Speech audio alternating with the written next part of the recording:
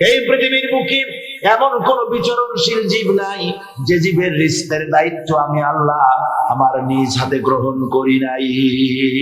সব জীবের রিস্কের চাবি আমার হাতে। কার হাতে? তাহলে ভয়টা কিসের? আপনার একটা পেট, তাই নিয়ে এত চিন্তা?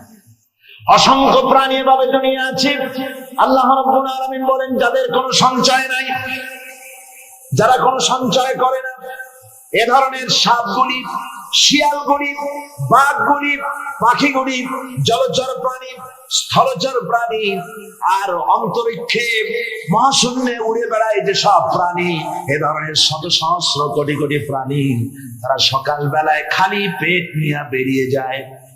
খালি পেট নিয়ে সকাল বেলায় বেরিয়ে গেল, আবার সন্ধ্যায় যখন বাসায় ফেরে সমস্ত প্রাণীগুলির পেট আল্লাহ রাব্বুল আলামিন ভরে দেন। সুবহানাল্লাহ।